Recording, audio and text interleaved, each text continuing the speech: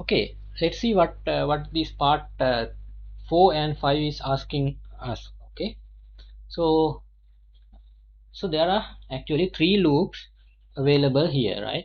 For example, let's say your input is a maybe a push button in your FPGA board, right? Or it could be anything like that, but it's an input, right? As far as the input is 0, you will be going from S0, 1, 2, 3. It's a typical counter, right?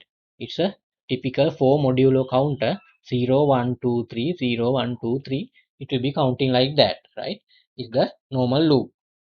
Then uh, this input could be changing at any time, right? So let's say you are at S1 and suddenly input change from 0 to 1.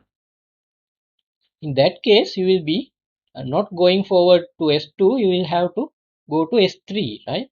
So if you go to S3 with I equals 1, then you will be essentially stuck at S2, S3 loop, right? It will be going uh, continuously in this loop, right? But if you receive, I mean, let's say you are in the same loop with I equals 0, you will be doing the normal one by one counting, and suddenly at S2 you receive the input as 1. In that situation you will be stuck at another loop which will be between S2 and S0, right? It will be going from S2 to S0, S0 to S2, and this way, right? So now what is being asked? So it's been asked, propose a logic expression f to output 0 if the circuit in the loop 2, which is 0 to 0 2, right? If the circuit is in this loop, right? What is the, I mean, we need the we need the signal f output which will flag as 0, right? If the circuit is in loop 3, it's in 1 3 1 3 like this, then we need that f signal to be uh, 1, right?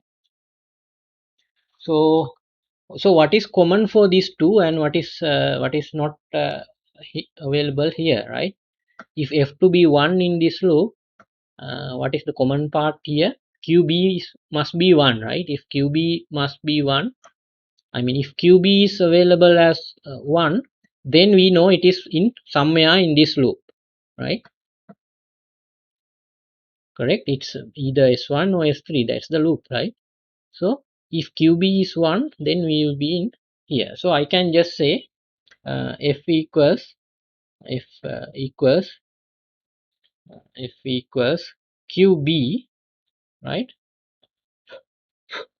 Okay. So pardon that. Okay.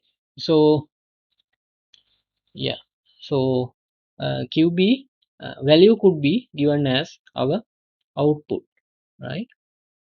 But now it's QB. But what happen if it is in this loop, right? S2 S0 loop is still valid, right? QB will be 0, right? It is still valid. But what if the fifth part is asking how will the function behave if the circuit is in loop 1, right? If it is in loop 1, what will happen, right? So it is not a complete signal, right? Because now we have three states and we have determined a single bit to separate between three different states. Uh, so it is not practical, right? So it will essentially oscillate between 0 and 1. That's what will happen if we output QB. Now QB will be 0 1 0 1 0 1 0 1 like that, right? So it will be changing like that continuously. So it is not an ideal signal at I equals sorry, in the first loop, right? If I is 0, so you can make it more advanced, like if we need to determine whether it's in which loop, so you can multiply this one with I. So what will happen? QB and I, right? So maybe that's a better way to show that it is in uh, which one. But yeah, still there is a problem, right? Because we need to represent three states. So actually you cannot have a single one saying whether it's in loop 1, L1, L2 or L3. You can determine between these two. For this one you need another signal, right? So actually you need F1, F2, something like this to actually determine which loop you are in exactly, right?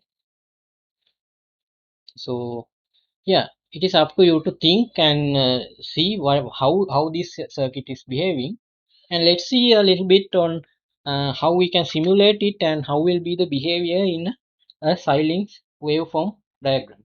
Okay.